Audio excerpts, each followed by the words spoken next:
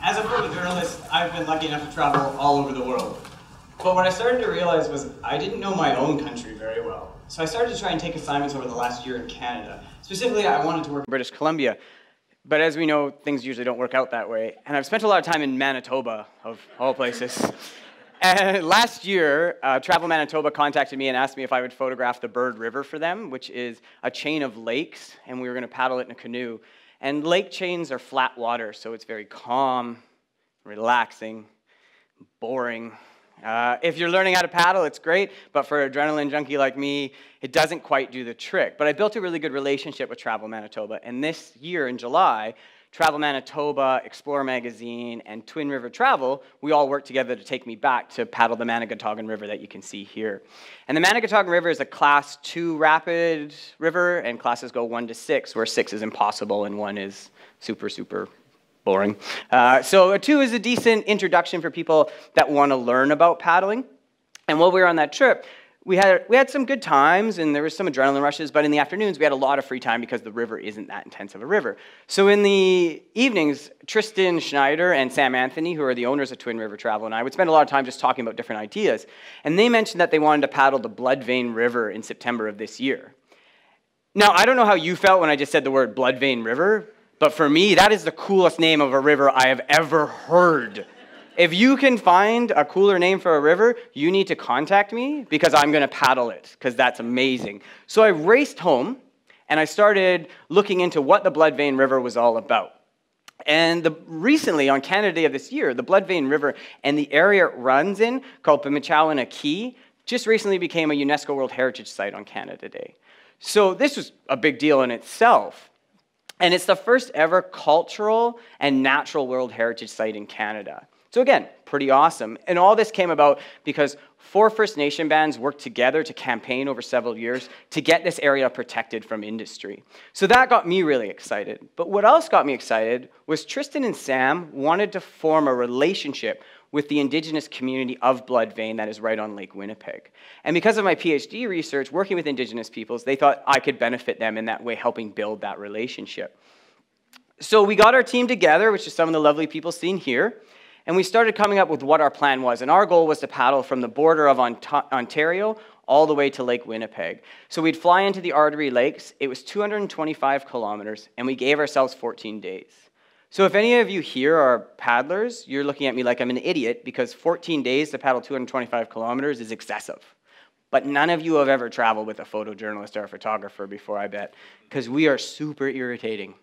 Every 2 seconds, we're going to ask you to stop so we can take a photo here. Or, oh, just angle the boat this way so I can get this. Oh, go back up there a little bit. Oh, let me go ahead. You guys wait here, and I'll let you catch up. Or my favorite is, I'm sitting on a rapid, and they run the rapid, and I don't get the shot I want, and I make them drag all the gear back up and do it again. That's a great way to make friends. So 14 days was a good amount of time for us to get to Bloodvein, but it was also, more importantly, enough food for us in case we ended up taking a little bit longer because of me. Now, I live in Victoria, but the rest of the team was already in Winnipeg. So I flew from Victoria to Winnipeg. Tristan and the team picked me up. We all stayed at Tristan's house the night before, packing up the gear, getting all excited. I think we probably slept about 2 hours the night before we left. We drove 4.5 hours northeast to the town of Bessette, really tiny little town, and a seaplane from there that you can see here took us from Bessette to the Artery Lakes, where we put all our gear back together and the canoes back together, loaded up, and we launched from there. And you can see in the image there's some blue barrels there. That's for our food and the bags, the waterproof bags and everything in case things end up in the water. You don't want to lose things. So again, I don't know if any of you actually are paddlers here, but when you paddle, it's not like this image here where it's like just non-stop white water. It's actually, there's sections of white water, and then there's some calm, then there's some more white water, and then there's some calm. So what you'll normally do is you'll pull up to the rapids, you'll get out, and you'll what's called scout the rapid to see what line you want to take through it. So there'll be rocks in the way, there could be trees, the water could dip really quickly. You don't want to crack your canoe in half because that makes for a really disappointing trip. So you get out and you scout and you find your way through it. You find that trail you're going to take. And it's also really important because, again, being in a canoe, there's 2 of you. So you need to make sure that you're trying to take the same path. You're both trying to go the same direction. So, because if I go right and my stern goes left, we go straight and we hit that rock and we fall in the water, which is never a good experience. But we were being uber safe at first. We were checking every rapid out ahead of time, making sure that it was what we wanted to do and how we were going to run it. But then we started running big drops like this successfully. And we were feeling pretty amazing. And our confidence started to grow. And what does confidence turn into quite often? Arrogance. All right? So we started to think we were pretty awesome, and we kind of just stopped scouting anything lower than a class 3. And for a little while, it went really well. But if there's one thing I've noticed is that in nature, arrogance doesn't go really well with it. Because nature likes to remind you that it's boss. And here, the river's reminding Jocelyn and Garrett that it's boss in actually a pretty relative nice way. It's putting them in the water. They're going to have to go for a swim. That's okay. We have dry suits. We'll be fine, right?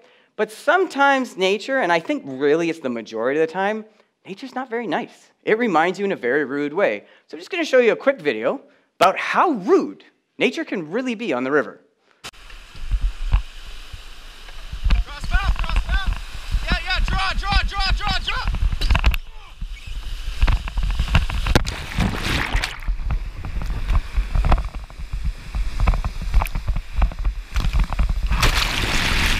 So as you can see, the escape canoe almost decapitated Garrett at that moment. If he hadn't got his hands there, I thought he would be unconscious.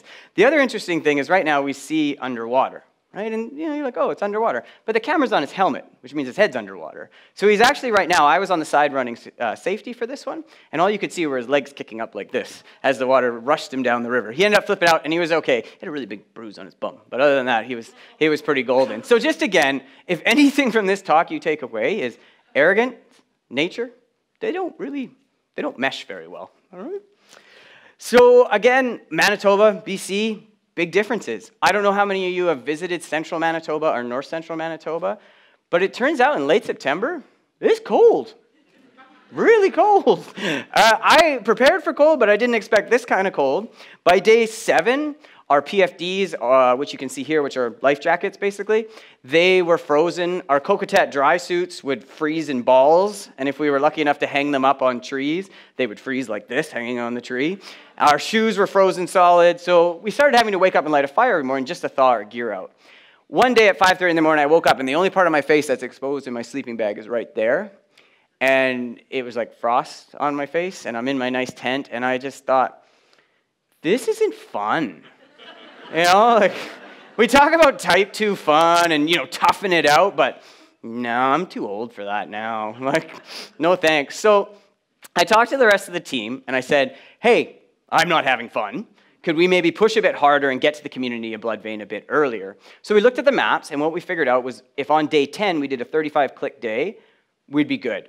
So we paddled up until that day, and then on that day we pushed hard, and we lucked out, and we had this awesome tailwind. So in 8 hours, it was no problem. We made it the 35K. There wasn't a lot of rapids, and we'd made it to our last campsite that would be along the Bloodvein River.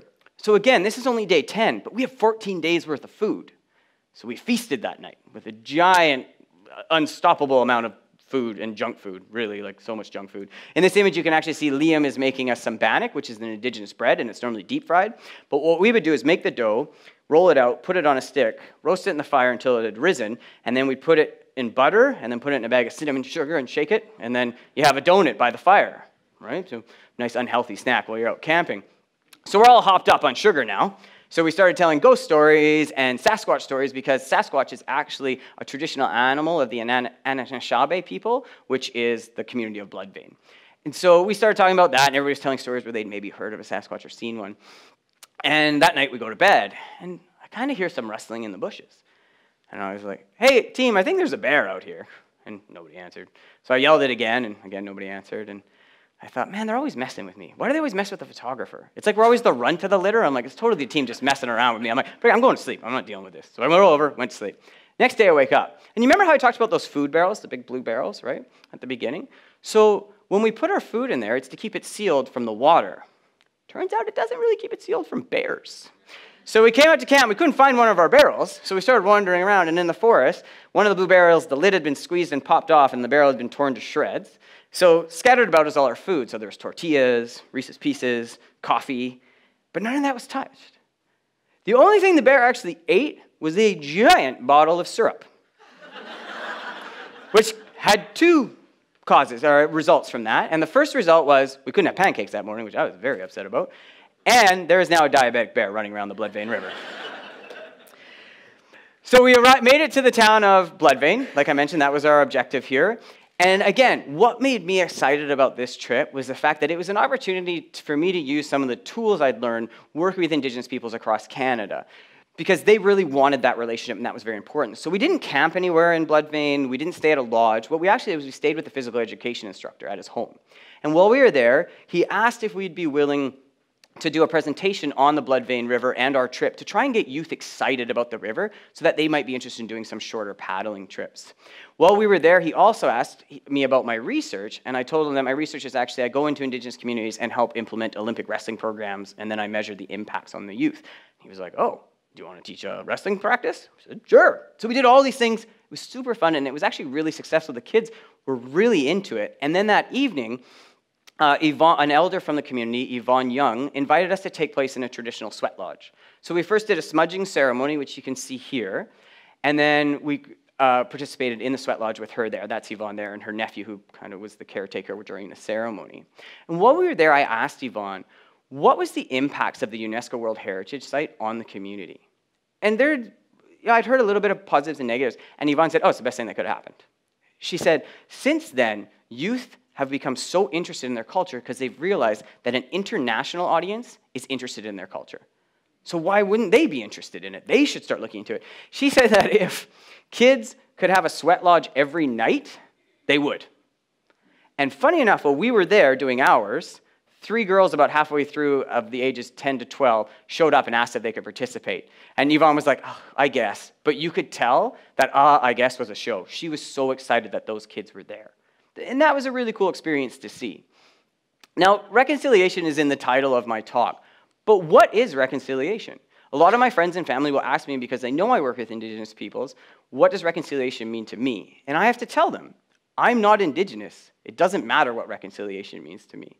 Reconciliation is about Indigenous people telling us and the Canadian government what we can do to rectify the damages that were done to them as a people and to their culture from colonialism and residential schools.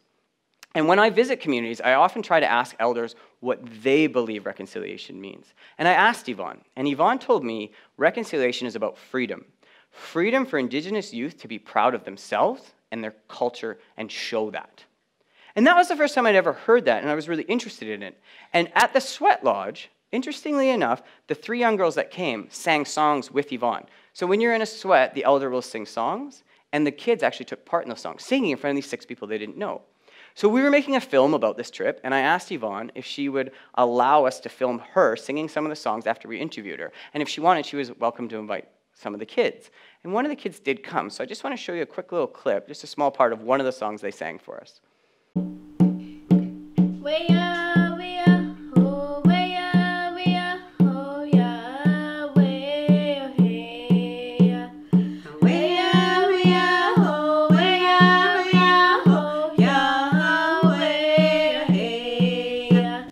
So this is a 10-year-old girl who just packed up, came to the house, sung this song in front of 6 people she'd never met before, other than in the sweat where we were all dying and she seemed to be fine for some reason. And so she came and she barely spoke to us before she sang, and then she sung the songs, and they sung another song right after this, and then she didn't speak again. She maybe 6 words to us. But she was proud enough, and you can tell she's nervous, but she was proud enough of her culture to share that with us. So to hear Yvonne make this statement just a few hours sooner about freedom for our youth, and then to actually see it in action already, was an amazing experience that I'm very proud that I was a part of, and I feel very privileged. So what's the point of this whole talk and this adventure in general? Yes, we paddled this really cool whitewater, and it was great. But there's more than that. I work with a lot of partners and sponsors, and they were ecstatic about this trip. And we've worked for several years together. And you could see all their gear throughout the slides I've shown, but they were so pumped to be a part of this trip. And not because it's this famous river. Like, the Bloodvein is a very famous river in Canada and around the world. But because that Twin River Travel was trying to build that connection with the community of Bloodvein. And the goal of Twin River Travel now is to take clientele down the Bloodvein and then do the same things we did, have them stay in the community of Bloodvein at the end for a certain time so they can understand the lives of Indigenous people a little bit, but also to experience the culture that we were privileged enough to experience. Because we know racism comes from ignorance and it leads to hate. And it's a lack of understanding. So in the reverse then, education can lead to acceptance, and that can make the lives of all Canadians better. Thank you.